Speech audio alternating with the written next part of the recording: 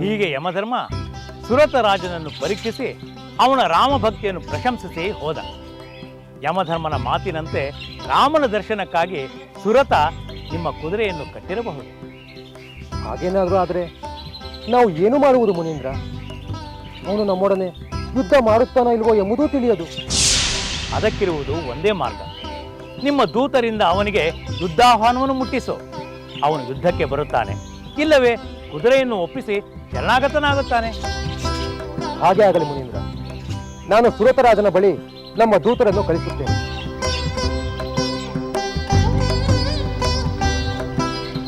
ನಾರಾಯಣ ನಾರಾಯಣ. ನಳ, ಗಜ, ಹೇಳಿ ಪ್ರಭು. ನೀವು ನಮ್ಮ ದೂತರಾಗಿ ಸುರತರಾಜನ ಬಳಿ ಹೋಗಿ ಮಾತನಾಡಿ ಬರುವಿರಾ? ಖಂಡಿತವಾಗಿಯೂ ಹೋಗಿ ಬರುತ್ತೇವೆ ಪ್ರಭು.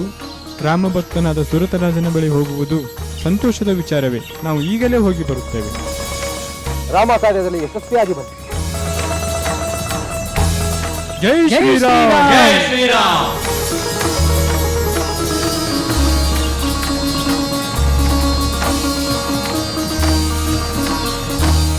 ತಂದೆ, ನಾನು ಅಶ್ವಶಾಲೆಗೆ ಹೋಗಿ ಬಂದೆ. ನೀನು ಶ್ರೀರಾಮನ ಅಶ್ವಮೇಧ ಯಾಗದ ಕುದುರೆಯನ್ನು ನೋಡಿದೆಯಾ? ನೋಡಿದೆ ತಂದೆ. ಅದು ಅತ್ಯಂತ ಸುಂದರವಾಗಿದೆ, ಸಾಲಾಂಕೃತವಾಗಿದೆ. ಅಲ್ಲದೆ ಅದರ ಹಣೆಯ ಮೇಲೆ ಶ್ರೀರಾಮನ ಪರಾಕ್ರಮದ ಬಗ್ಗೆ ಬರೆದ ಲೇಖನವನ್ನು ಅಳವಡಿಸಲಾಗಿದೆ. ಪುತ್ರ ಚಂಪಕ, ನಮ್ಮ ಪೂರ್ವ ಪುಣ್ಯ ವಿಶೇಷದಿಂದಲೇ ಆ ಯಾಗದ ಕುದುರೆ ಇಂದು ನಮ್ಮ ನಾಡಿಗೆ ಬಂದಿದೆ. ಆದರೆ ತಂದೆ, ಕುದುರೆಯ ಬೆಂಗಾವಲಿಗೆ ಬಂದಿರುವ ರಾಮಸೋದರ ಶತ್ರುಘ್ನ ಅದನ್ನು ಬಿಡಿಸಿಕೊಳ್ಳಲು ಪ್ರಯತ್ನಿಸುತ್ತಾನಲ್ಲವೇ? ಖಂಡಿತ ಪ್ರಯತ್ನಿಸುತ್ತಾರೆ.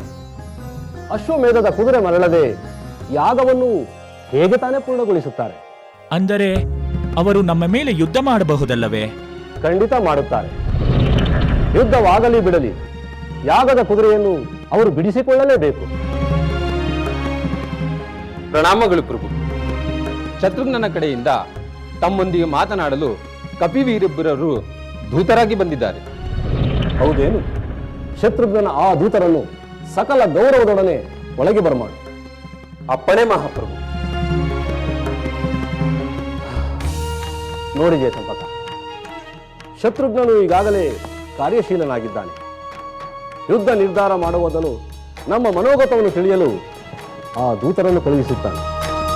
ಕಪಿವೀರನೆಂದರೆ ಯಾರು? ಮಹಾಬಲನಾದ ಹನುಮಂತ ಬಂದಿರಬಹುದೇ? ನೋಡೋಣ, ಬರಲಿ, ಬಂದಾಗ ತಿಳಿಯುತ್ತದೆ.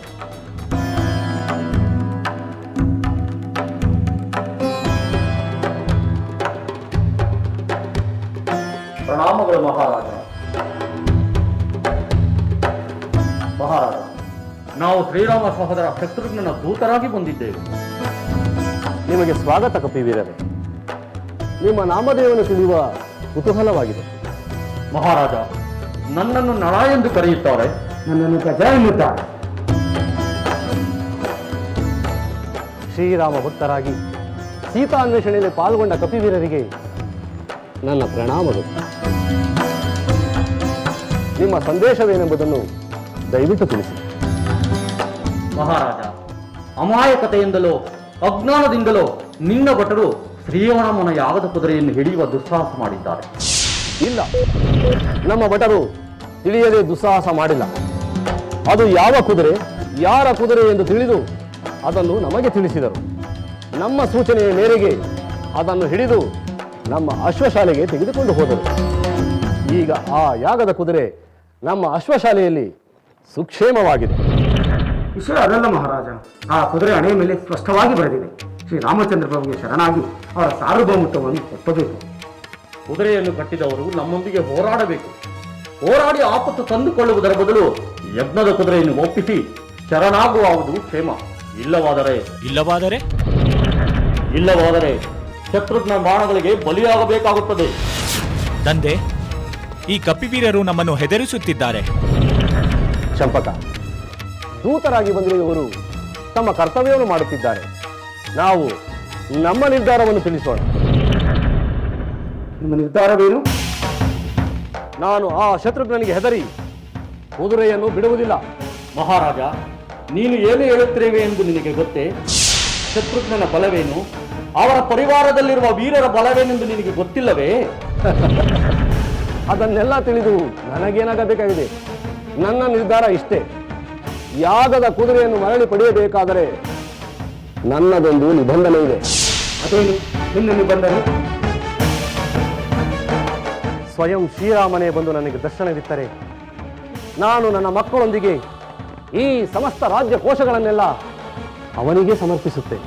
ಮಹಾರಾಜ, ಲಗ್ನ ದೀಕ್ಷಿತನಾಗಿರುವ ಶ್ರೀರಾಮಚಂದ್ರ ಪ್ರಭು ಇಲ್ಲಿಗೆ ಬರುವುದು ಅಸಂಭವ.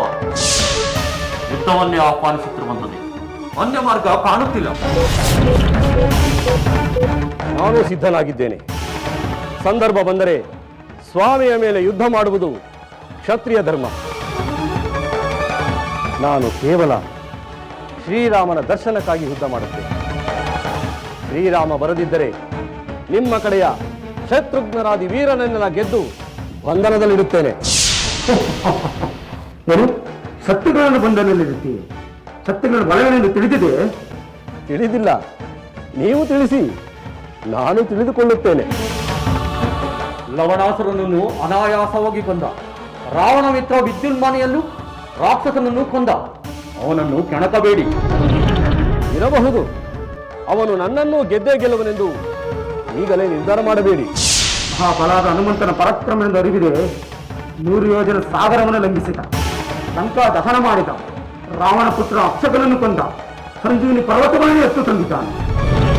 ಇರಬಹುದು, ಅಂತಹ ಮಹಾಬಲನಾದ ಮಾರುತಿಯನ್ನು ಗೆಲ್ಲುವ ಶಕ್ತಿ ನನಗಿಲ್ಲವೆಂದು ನೀವೇ ಅಂದುಕೊಳ್ಳಬಹುದೇ? ಅಷ್ಟೇ ಅಲ್ಲ ಮಹಾರಾಜ, ಪುಷ್ಕಳನೆ ಮೊದಲಾದ ಪರಾಕ್ರಮಶಾಲಿಗಳಿದ್ದಾರೆ. ನನ್ನಂತೆ 100 ವಾನರ ವೀರರಿದ್ದಾರೆ. ನೀನು ಯುದ್ಧ ಮಾಡಿ ಗೆಲ್ಲುವುದು ಅಸಂಭವ. ಇಂಥ ಆಪತ್ತು ಎದುಕೊಳ್ಳದೆ ಶತ್ರುಗಳಿಗೆ ಶರಣಾದ ಅಂತರ ಶ್ರೀರಾಮಚಂದ್ರನ ಬಳಿಗೆ ಹೋಗಿ ದರ್ಶನ ಮಾಡಿ ಕೃತಾಕೃತನಾದ. ಮಹಾವೀರರ ಸಾಗರವೇ ನಿಮ್ಮ ಕಡೆ ಇದೆ. ಆ ಸಾಗರವನ್ನು ಮತನ ಮಾಡುವ ಸಾಹಸ ನಮ್ಮ ಬಳಿ ಇದೆ. ನಾನು ತ್ರಿಕರಣ ಶುದ್ಧಿಯಾಗಿ ಶ್ರೀರಾಮನನ್ನು ಸೇವಿಸುತ್ತಿರುವುದು ನಿಜವೇ ಆದರೆ ಶ್ರೀರಾಮನು ದರ್ಶನ ನೀಡಲೇಬೇಕು.